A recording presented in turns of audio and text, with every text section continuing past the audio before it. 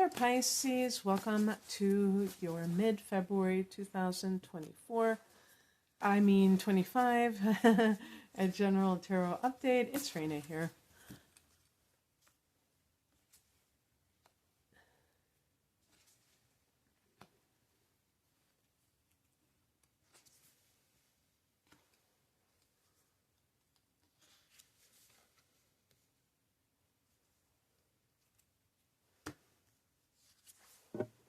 Wow. This is kind of Piscean. Let's face it here. No way. Okay, we're gonna pick another card. We're gonna pick two more cards. Okay. Just pick these two off the top. Okay, because that's crazy. Well, one thing I want to say is when the sun is in the sign before you, that's when it's in the 12th house.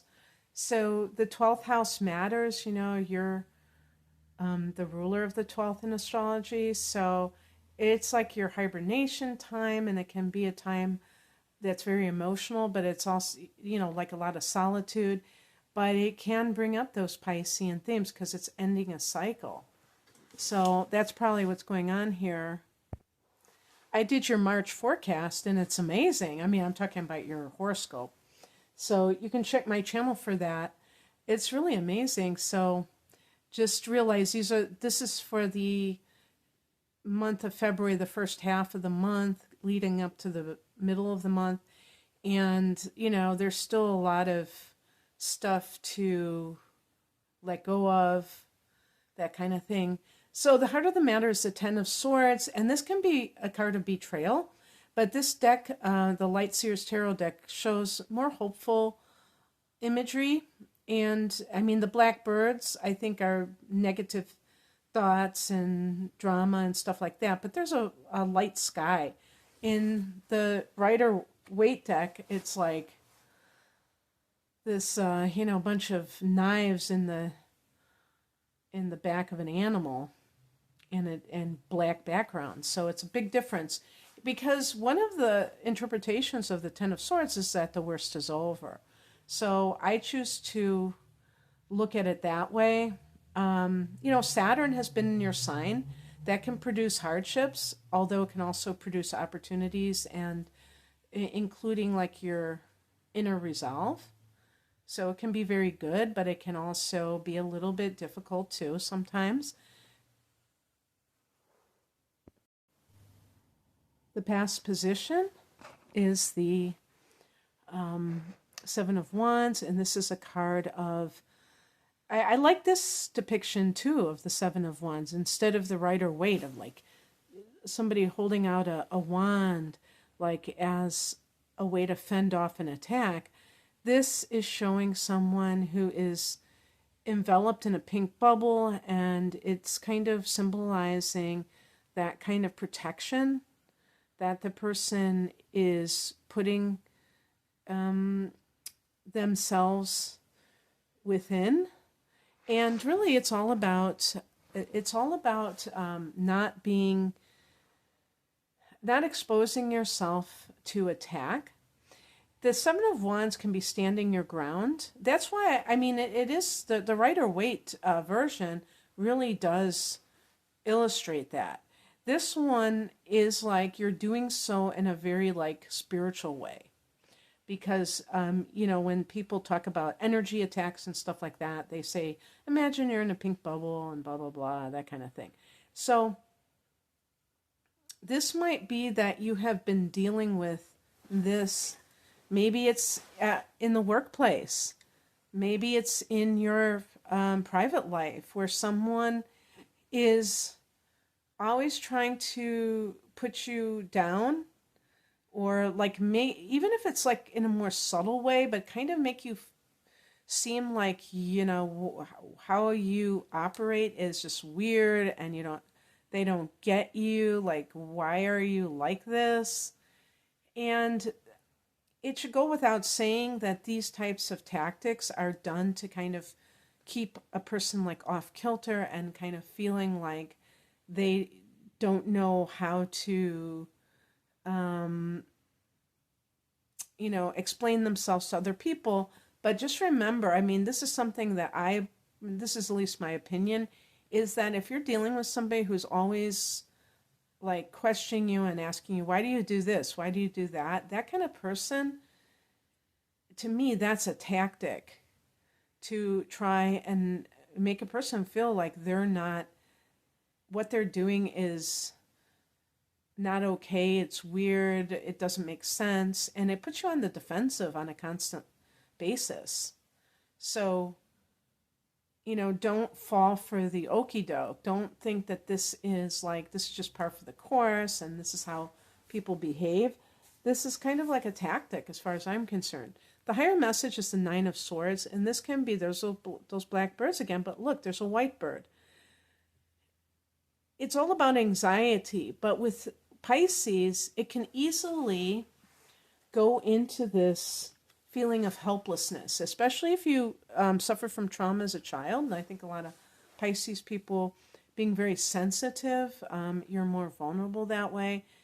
That you're like, oh my God, my life is helpless. I'm helpless. I don't know what to do. These people are being mean to me, or this person is being mean to me, and it's like it's paralyzing.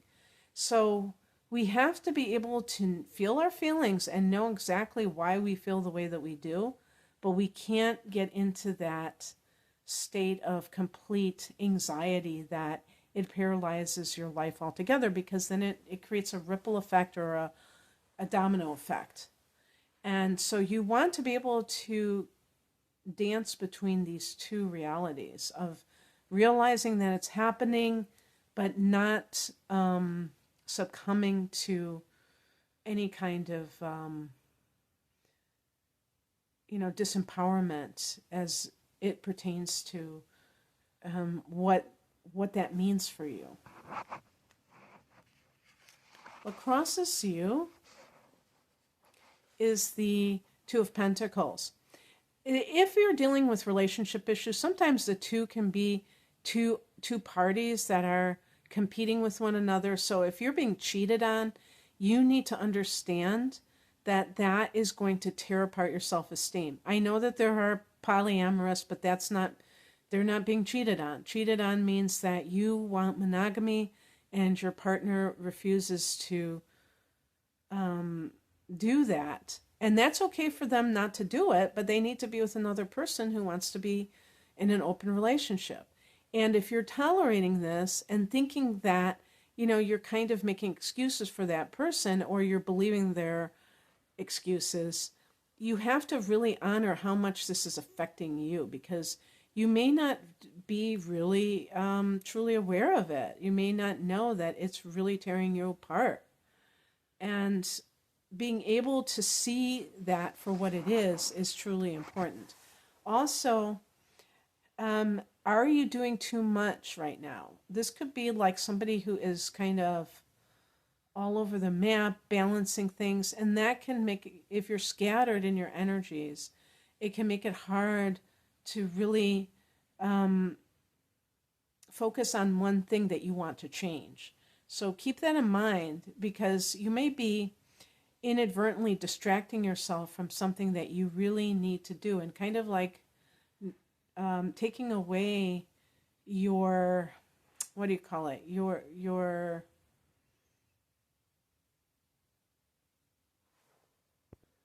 ability to be really there with the thing that you're trying to accomplish. Oh my goodness. What's coming in is the Nine of Wands. This is a card of boundaries. Now, there could be the possibility of you putting up walls if you feel kind of like somebody is, not being very supportive of you, that you just kind of close off and check out. And that's, and that has its own set of problems, because it doesn't really answer the question. It doesn't really answer the issue. But in general, this may force your hand, where you're like, okay, well, I'm going to set boundaries. And by the way, setting boundaries doesn't mean that you're tolerating the situation, because there's a good chance that somebody may agree to your boundaries and then violate them. It's really about, are you going to actually follow through? You can't make empty threats with people that you don't intend to follow through, and then you'll just look weak. So if you want something to be over with and you're like, I just want that person to stop cheating, I just want my boss to stop harassing me and stop putting me down, that's not going to magically happen. You can't wave a magic wand with that.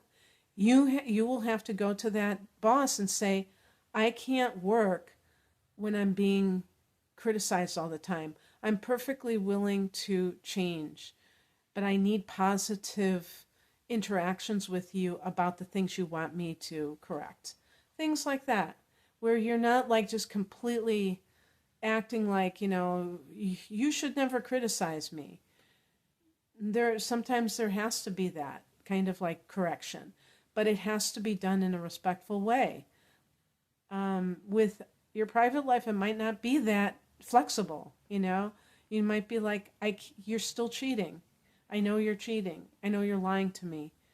And in that case, you may just decide that you have to let it go, if it's that type of situation, because you realize that it is just getting to be too much. And the 10, that the first card I picked, that's like the end of a cycle. And again, we're at the end of a cycle with the sun in the 12th house. The outcome, 5 of Cups, this is mourning the loss of something. And this isn't a bad card to end the reading on, but it just seemed like it was just one thing after the other. I'm getting all these, like especially with the 9 of Swords, I'm getting these cards that are kind of like 10 of Swords, kind of like a bit of a drag, And the 5 of Cups, it's like sometimes before you leave, you have to mourn that loss, because you'll never leave if you're afraid of the loss. But if you can mourn it ahead of time and say, I have to leave this situation, this is going to be sad, and you acknowledge that fully, that you don't want this, but it is what it is, it makes it easier to move on from that situation. So I picked 2 clarification cards. One of them is the 8 of Wands. I do think that this applies to March. 8 of Wands is like everything starts happening at once. You may have felt in limbo for some reason, and now this is fire energy. Things are just popping. And you can get to a point, Pisces, where you're like, wow, I'm not even afraid to change the situation, because this to me is like exactly where I want to be. I don't want to be stagnant anymore. I want all these opportunities coming to me. And then we have the Hierophant, and this is a card of marriage. This is a card of conforming to tradition, but it's also a card of God. Look at that stairway to heaven. So you always have that to fall back on, Pisces. You're the most spiritual sign as far as I'm concerned. Embrace your beliefs. Don't be afraid to, be somebody who is in the world but not of the world. So whatever is happening in the world, including the people that are stuck in that matrix, you don't have to really be touched by them. Of course we are to some extent, but we don't have to stay touched by them. Okay, that's what I have for you. I hope that this resonated. If you would like a private reading, I do astrology and the tarot, and I have some package deals. Please check the link below or click on it for more information. Thanks for watching. Bye.